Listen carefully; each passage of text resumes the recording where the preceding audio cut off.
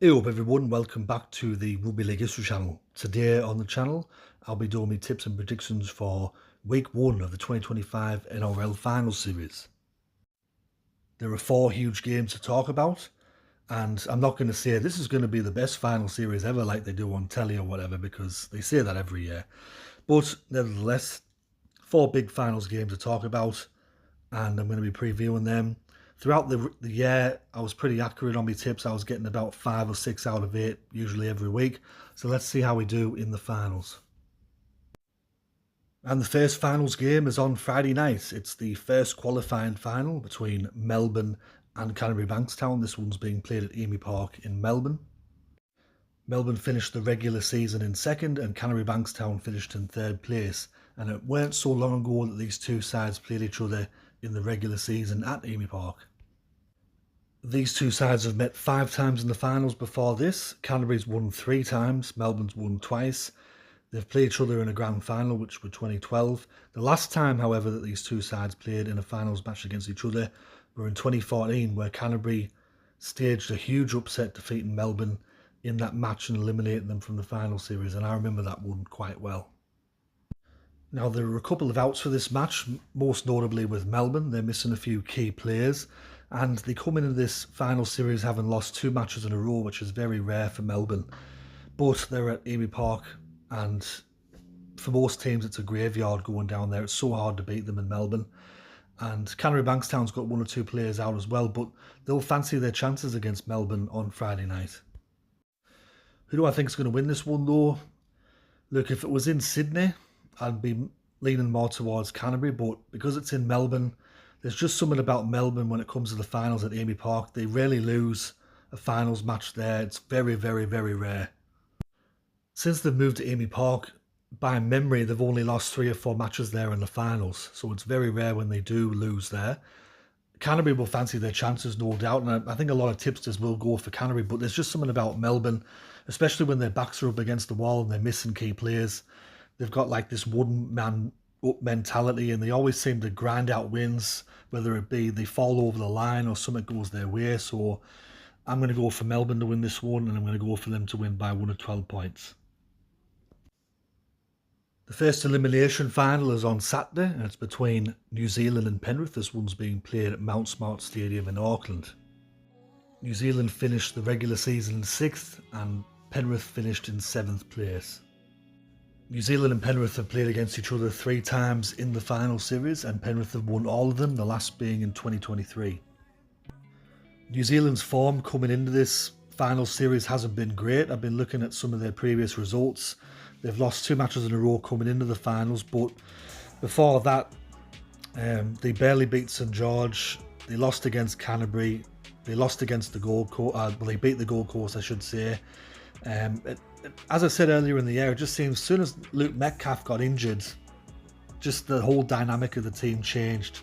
I think if he was on the pitch, New Zealand probably would have finished higher this year. And with Penrith, they've been a bit unlucky towards the back end of the year. They had them 2 golden point losses in a row. Then they had the highly publicised resting of players. And obviously Ivan Cleary and the Penrith staff have got a plan behind that. They knew that they were going to not make the top 4. They deliberately rested the players. So everyone's back on deck. They should be fresh for this game. But it's going to be a tough one having to go over to New Zealand, where it's going to be a sold-out crowd. It's going to be very loud, very vocal. And it's going to be a tough ask for Penrith. But for this game, I'm going to go for Penrith to win this one by 1 to 12 points. There's just something about New Zealand that's been off the last few weeks. And, you know, New Zealand might go out there and they might win. You never know. But if they do, Penrith's 4-year, 5-year reign of dominance is over. So I bet you most people will be hoping New Zealand win. But I'm going to go for Penrith to win by 1 to 12 points. And the second elimination final is also on Saturday. It's between Cronulla Sutherland and Sydney Roosters. This one's being played at Shark Park. Cronulla finished the regular season in 5th, and Eastern Suburbs finished in 8th place on the table. East coming into this game having won their last 2 matches in a row in the league, and I think they've scored a combined total of about 80 points. As for Cronulla, they've won 3 matches in a row coming into this finals game. One of the big talking points is Nicholas Hines. Apparently he got overturned from a ban. I haven't seen the footage because I'm over here in England, so I didn't get to see it, but apparently it was a controversial call.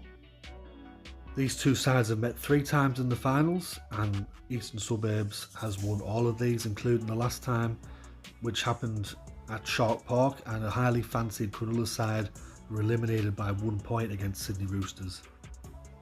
This is going to be an interesting clash because with Cronulla, a lot of people tipped them to finish a lot higher than they did this year, and with East, they've timed their run perfectly. I think they're coming into this match with a bit of purple patch of form, and I believe that Cronulla have to be prepared for a lot of kicks going towards the wing of Mark Nwanga because in the last 2 matches in the league, that's been one of the big weapons that East have been using against teams. Who do I think is going to win this match though? I'm actually going to go for Sydney Roosters to win this game at Shark Park. I think they're going to win it by 1 to 12 points. I think they've come into the game, as I said, with a good vein of form. They're playing quite well at the moment, at the right time of the year. So I'm going to go for Sydney Roosters to win by 1 to 12 points. A lot of people are going to go on about Shark Park and it's only holds 11,000, 12,000. It shouldn't host finals games, but it's going to host a finals game nonetheless. And the second qualifying final is on the Sunday. It's between Canberra and Brisbane. This one's being played at Bruce Stadium in Canberra. Canberra finished the regular season as minor premiers, Brisbane in 4th place. These two sides have met 3 times in the finals. Canberra's won twice, Brisbane's won once. The last time these two sides met in the finals, however, was 30 years ago in 1995. With Brisbane, they secured 4th place after defeating Melbourne, their ultimate bogey side. And with Canberra, they rested a few players and they conceded over 50 points. Now this throws up an epic conundrum because no club since 1908 has conceded 50 points in a game and gone on to win the premiership in the same year. But does it also count if you rest players? That's a very interesting thing that I've been trying to ask people. Does it count if you rest players or not? But if Canberra managed to win the premiership this year, well, I mean, they're going to break one of the biggest hoodoos in rugby league going. This is going to be a really, really big match. Obviously, with qualifying finals, there's a big carrot at the end of it because if you win, you get the week off and then you get a home preliminary final.